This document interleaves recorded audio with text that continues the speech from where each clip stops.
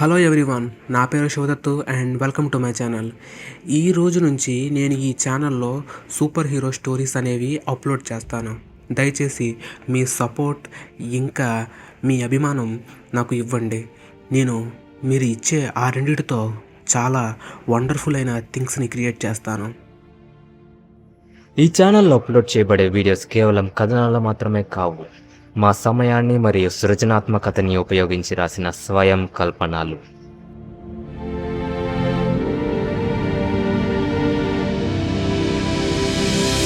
అది 1988వ సంవత్సరం. హసన్ అనే ఒక వ్యక్తి జ్యోతిపూర్, ఢిల్లీలో నివసిస్తున్నాడు. అతను ఒక గొప్ప ఆర్కియాలజిస్ట్. అతను దాదాపుగా 14 భాషలు మాట్లాడగలడు. అదేవిధంగా ఇండియన్ ఆర్కియాలజీ కమ్యూనిటీలో అతను ఒక సభ్యుడు. ఒకరోజు అతను ఇంట్లో కూర్చొని ఒక ప్రాచీనమైన పుస్తకాన్ని అధ్యయనం చేస్తున్నాడు. అప్పుడు అతని ఇంటి తలుపును ఒక వ్యక్తి తట్టాడు. హసన్ వెళ్ళి ఆ తలుపును తెరిచాడు. అతని ఎదురుగా నిలబడి ఉన్న ఆ వ్యక్తితో మన హసన్ ఇలా మాట్లాడుతున్నాడు. ఎవరు మీరు? మీకేం కావాలి? అందుకు ఆ వ్యక్తి, నేను మీ మిత్రుడు కేశవ కొడుకుని, నా పేరు వెంకట్ అని చెప్పాడు. అది విని హసన్ చాలా సంతోషించాడు. బయట నిలబడ్డావే, లోపలికి రా అని వెంకట్ని హసన్ ఇంట్లోకి తీసుకొని వెళ్ళాడు. వెంకట్ చేతిలో ఒక బ్యాగ్ ఉంది. ప్రస్తుతం వారిద్దరూ హాల్లో ఉన్న సోఫాలో కూర్చొని ఒకరితో ఒకరు మాట్లాడుకుంటున్నారు. నేను నిన్ను చూసి చాలా సంవత్సరాలు అయ్యింది. కాకపోతే మీ నాన్నగారితో నేను ఎప్పుడు ఫోన్లో మాట్లాడుతూనే ఉంటాను.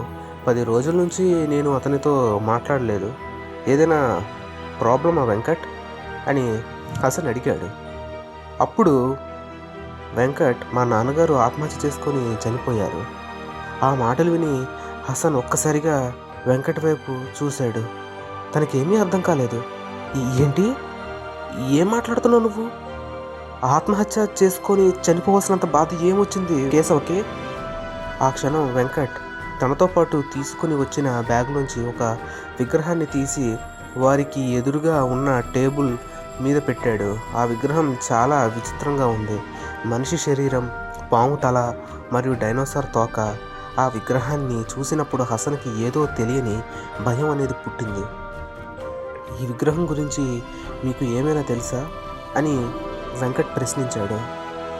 అప్పుడు హసన్ ఆ విగ్రహాన్ని చేతిలోకి తీసుకొని చాలా క్షుణ్ణంగా పరిశీలించడం మొదలుపెట్టాడు. ఇలాంటి విగ్రహాన్ని నేను ఎప్పుడూ చూడలేదు, అయినా దీని గురించి నన్నెందుకు అడుగుతున్నావు అని హసన్ అన్నాడు. అప్పుడు నాకు ఇది మా నాన్నగారి గదిలో దొరికింది. అది మాత్రమే కాదు, కొన్ని పుస్తకాలు కూడా దొరికాయి. ఈ విషయాలు అన్నీ వెంకట్ హసన్కు చెప్పాడు. అప్పుడు కొన్ని పుస్తకాలను తన బ్యాగ్లోంచి తీసి హసన్కు ఇచ్చాడు వెంకట్. ఆ పుస్తకంలో జే అకాషియా అని రాసి ఉంది. అన్ని పేపర్లో కూడా అలాగే రాసి ఉంది. మా నాన్నగారు మరణానికి విగ్రహానికి ఏమైనా సంబంధం ఉండొచ్చేమోనని నాకు సందేహంగా ఉంది అని చెప్పాడు వెంకట్. నువ్వు ఎందుకలా మాట్లాడుతున్నావు? ఎందుకంటే మా నాన్నగారు ఈ విగ్రహాన్ని పూజించేవారు. అది మాత్రమే కాదు, నేను ఎక్కువ కాలం బ్రతకాలి, నాకు శక్తులు నివ్వు అని పెద్ద పెద్దగా అరిచేవారు. చాలామంది మా నాన్నగారికి పిచ్చి పట్టిందేమో అని అనుకున్నారు.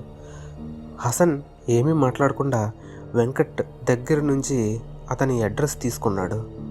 ఏమైనా సమాచారం తెలిస్తే నేను నీకు చెప్తాను అని హసన్ చెప్పాడు.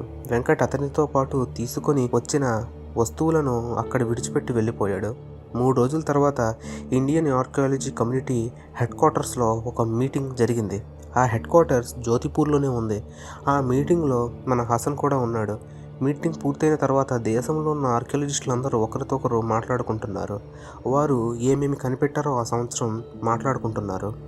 ఆ సమయంలో ఒక వ్యక్తి హసన్ దగ్గరకు వచ్చాడు. అతని పేరు సంపత్. ఆయన ఒక పోలీస్ ఆఫీసర్. అప్పుడు సంపత్ తనని తాను పరిచయం చేసుకున్నాడు. ఒక పోలీస్ ఆఫీసర్కి నేను ఏ విధంగా సహాయం చేయగలను అని హసన్ అడిగాడు. ఆ క్షణం సంపత్ తన బ్యాగ్లోంచి వెంకట్ తీసుకొచ్చిన విగ్రహం లాంటిదే ఒకటి బయటకు తీశాడు. అది చూసినప్పుడు హసన్ గుండెల్లో పిడుగుపడినట్లు అయ్యింది. అప్పుడు హసన్ సంపత్ చేయిని పట్టుకొని బయటకు తీసుకొని వెళ్ళిపోయాడు. తర్వాత అతనితో ఇలా మాట్లాడుతున్నాడు. ఇది నీకు ఎక్కడ దొరికింది? అప్పుడు సంపత్, ఇది నాకు దొరికిందని మీకెలా తెలుసు? నేను అడిగిన దానికి సమాధానం చెప్పు సంపత్, ఇది నీకు ఎక్కడ దొరికింది అని ప్రశ్నించాడు హసన్. 2 వారాల క్రితం మా పోలీస్ స్టేషన్కి ఒక అమ్మాయి వచ్చింది. ఆమె మాతో ఏం చెప్పిందంటే, ఆమె నివసిస్తున్న గ్రామంలో నరబలి ఇస్తున్నారని చెప్పింది. ఆ సమాచారం తెలుసుకున్న మేము ఆ ప్రాంతంలోకి వెళ్ళాము. మేము ఆ గ్రామాన్ని దాటి అడవిలోకి వెళ్ళాము. అడవి మధ్యలో ఉన్న ఒక పెద్ద మర్రి చెట్టుకు 5 అమ్మాయిల్ని కట్టేసి పెట్రోల్ పోసి తగలబెట్టేశారు, చెప్పాడు సంపత్. ఆ మాటలు విని హసన్ చాలా భయపడిపోయాడు. ఏంటి, నరబలి ఇచ్చారా? సరే, ఆ నేరంలో ప్రధానమైన నిందితుల్ని నువ్వు పట్టుకున్నావా అని అడిగాడు హసన్. పట్టుకున్నాను. వారు ఏమీ చెప్పలేదు. నాకు ఏం అర్థం కాలేదు. వారు అసలు ఎందుకు అలా చేశారు? నాకు వారితో మాట్లాడాలని ఉంది, చెప్పాడు హసన్. సరే, మీరు చెప్పినట్లుగానే చేస్తాను. కానీ నాకు ఈ విగ్రహం గురించి ఏమీ తెలీదు. మీకేమైనా తెలుసా హసన్? లేదు, నేను ముందు వారితో మాట్లాడాలి. ఆ తర్వాతే నేను ఈ విగ్రహం గురించి ఏమైనా నీకు చెప్తాను అని అన్నాడు హసన్. సంపత్ హసన్ని తీసుకొని పోలీస్ స్టేషన్కు వెళ్ళాడు. ఆ పోలీస్ స్టేషన్ వెనకాల ఒక ప్రత్యేకమైన జైలు ఉంది. అందులోనే ఆ ఖైదీలను సంపత్ ఉంచాడు. హసన్ వారితో మాట్లాడడానికి సంపత్ అన్ని ఏర్పాట్లు చేశాడు. అప్పుడు వారందరూ ఒక గదిలో హసన్ ఎదురుగా కుర్చీలో కూర్చొని ఉన్నారు. వారి మధ్యలో ఉన్న ఒక టేబుల్ మీద సంపత్ తీసుకువచ్చిన విగ్రహాన్ని పెట్టారు. మీలాంటి వాళ్ళు భూమి మీద ఇంకా ఎంతమంది ఉన్నారు? ప్రశ్నించాడు హసన్. వారు ఏం మాట్లాడలేదు. మళ్ళీ హసన్ ఇలా ప్రశ్నించాడు, ఈ విగ్రహం ఎవరిది? మీరు ఎవరిని పూజిస్తున్నారు అని అడిగాడు. అకాషియా అంటే ఏంటి? చెప్పాడు హసన్. మా దేవుడు. భూమి మీద నివసిస్తున్న మనుషులందరికీ అతను దేవుడు. ఆ మాటలు చెప్పిన వ్యక్తి పేరు వర్మ. హసన్ని చూడకుండా తల దించుకొని మాట్లాడుతున్నారు. ఇంతకీ ఇతను ఎక్కడి నుంచి వచ్చాడు? ఇతనికి సంబంధించిన ఏ మతమైనా ఈ భూమి మీద ఉందా అని అడిగాడు మన హసన్. అకాషియా కల్ట్. మా మతం భూమి మీద నివసిస్తున్న 5% ప్రజలకి మాత్రమే తెలుసు. ఎవరైతే అకాషియాని నమ్ముకుంటారో వారికి ఎలాంటి సమస్యలు ఉండవు. అతన్ని నమ్మిన వారికి అత్యంత ధనాన్ని ఇచ్చి వారిని సమస్యల నుంచి బయటపడేస్తారు. ఇంతకీ ఈ విచిత్రమైన జీవి ఎక్కడి నుంచి వచ్చింది? చెప్పాడు సంపత్. హసన్ పక్కన కూర్చొని ఈ మాటలన్నీ వింటున్నాడు మన సంపత్. తప్పుగా మాట్లాడుతున్నారు మీరు, వర్మ హెచ్చరించాడు. నోరు మూసుకొని అడిగిన దానికి సమాధానం చెప్పాడు సంపత్. మన భూగ్రహం మీద ఎన్నో రకాల జీవులు ఉన్నాయి.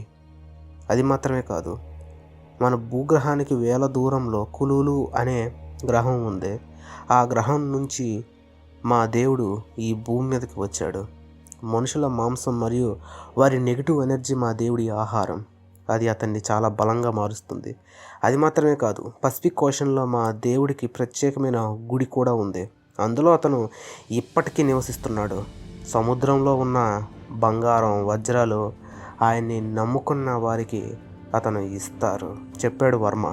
అప్పుడు అక్కడికి ఒక కానిస్టేబుల్ మనిషి చర్మంతో తయారు చేసిన ఒక పుస్తకాన్ని తీసుకొని వచ్చి మన సంపత్కు ఇచ్చాడు. ఆ పుస్తకం వర్మ ఇంట్లో లభించింది. కానిస్టేబుల్ ఆ పుస్తకాన్ని తెరిచి చదవడానికి ప్రయత్నించాడు, కానీ వీలవ్వలేదు. సంపత్కి ఆ పుస్తకాన్ని ఇచ్చాడు. తను కూడా విఫలమయ్యాడు. అప్పుడు మన హసన్ ఆ పుస్తకాన్ని తీసుకున్నాడు. హసన్ ఆ పుస్తకాన్ని చదవడం మొదలుపెట్టాడు. ఆ పుస్తకం అంతా ప్రాచీన గ్రీక్ భాషలో ఉంది. చదువుతూ హసన్ లేచి నిలబడ్డాడు. అక్కడున్న వారందరూ ఆశ్చర్యపోయారు. ఏమైంది హసన్? ఏదైనా సమస్య చెప్పు అని సంపత్ అడిగాడు. సంపత్ అడిగిన దానికి హసన్ ఎటువంటి సమాధానం ఇవ్వలేదు. ఇక్కడితో ఈ కథనం ఒక ఇంటర్వెల్కి చేరుకుంది. అసలు హసన్ ఆ పుస్తకంలో ఏం చదివాడు, ఎందుకంత ఆశ్చర్యానికి గురయ్యాడు తెలుసుకోవాలంటే ఈ స్వయం కల్పనలు ఛానల్లో ఈ వీడియో కంటిన్యూషన్ పార్ట్ 2 అప్లోడ్ అవ్వబోతుంది. అప్లోడ్ అవగానే కింద డిస్క్రిప్షన్లో ఆ వీడియో లింక్ పెడతాము, మీరు దాన్ని క్లిక్ చేసి చూడవచ్చు. గాయ్స్, నెక్స్ట్ వీడియోలో ఈ స్టోరీని నేను కంప్లీట్ చేస్తాను. మీకు ఈ స్టోరీ ఎలా అనిపించిందో దయచేసి నాకు కామెంట్ చేయండి. Please like, share, subscribe. Thank you, and please give me your support.